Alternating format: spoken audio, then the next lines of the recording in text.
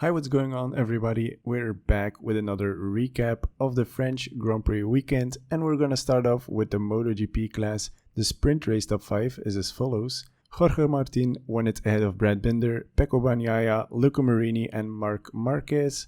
And the Sunday race top 5 is as follows. Marco Bezzecchi won it ahead of Jorge Martin, Johan Zarco, Augusto Fernandez and Aleix Espargaro. That makes that the championship top 5 is like this. Pecco Bagnaia leads it by 1 point over Marco Bezzecchi, Brad Binder is 3rd, Jorge Martin in 4th and Johan Zarco is 5th. My rookie to watch, Augusto Fernandez, unfortunately crashed out of the sprint race, and on Sunday's race he rode an awesome race to finish in 4th. And my underdog to watch, Alex Marquez, finished in 15th in the sprint race and rode into the crash-saving Luca Marini in the Sunday race. They both went down. It looked very scary for a couple of seconds as Alex Marquez arrived in the middle of the track, which was live and people were racing by, of course. Then the kudos of the week go to Bezzecchi for riding a very strong and mature race on Sunday. And the sad part of the week were the crashes of Pecco Bagnaia and Maverick Vinales, who had a very small push and shove show on the gravel trap, and the Luca Marini and Alex Marquez crash, which I mentioned a second ago. I'm glad everybody's okay, because it could have been a very bad crash. Then well-done prediction, I thought Johan Zarco could win it and I wasn't so far off, but for Mugello I think Pecco Bagnaia can win the race. Then heading over to the Moto2 class, the race top 5 is as follows. Tony Arbolino won it ahead of Philip Salac, Alonso Lopez, Celestino Vietti and Jake Dixon. That makes that the championship top 5 is like this. Tony Arbolino leads it ahead of Pedro Acosta, Alonso Lopez, Philip Salac and Aaron Canet. And my rookie to watch, Sergio Garcia, rode a good race, he finished in 10th. And my underdog to watch, Albert Arenas, unfortunately crashed out of the race, which caused a red flag, or he was one of the involved riders who caused a red flag. Then the kudos of the week go to Philip Salac for finishing in a very nice 2nd position.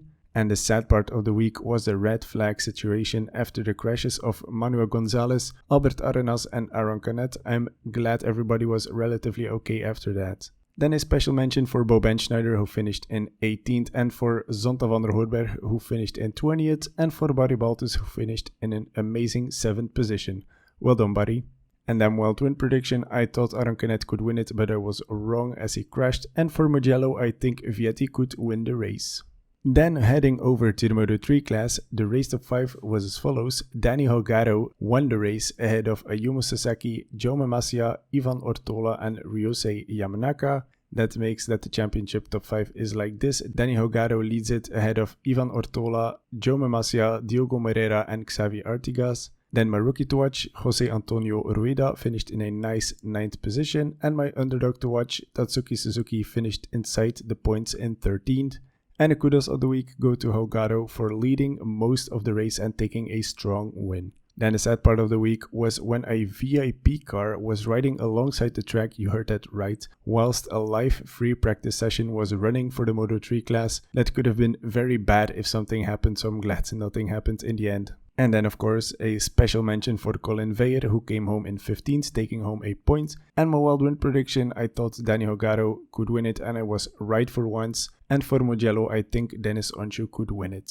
Then the return of the Moto E class, there was a doubleheader, the first doubleheader of the season in Le Mans. So the race top 5 of race 1 of course was this. Jordi Torres won it ahead of Hector Garzo, Randy Krummenacher, Kevin Zanoni and Hikari Okubo. And the top 5 of race 2 is as follows. Matteo Ferrari won it ahead of Jordi Torres, Hector Garzo, Mattia Casadei and Nicolas Spinelli.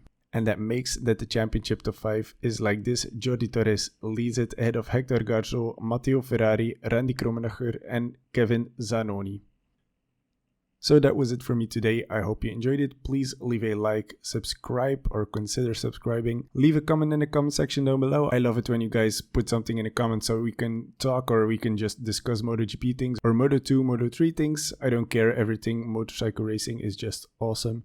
So I'm very happy if I can respond to somebody. In any case, have a good one. Enjoy the Mugello races. Have a safe weekend. Stay safe. Goodbye.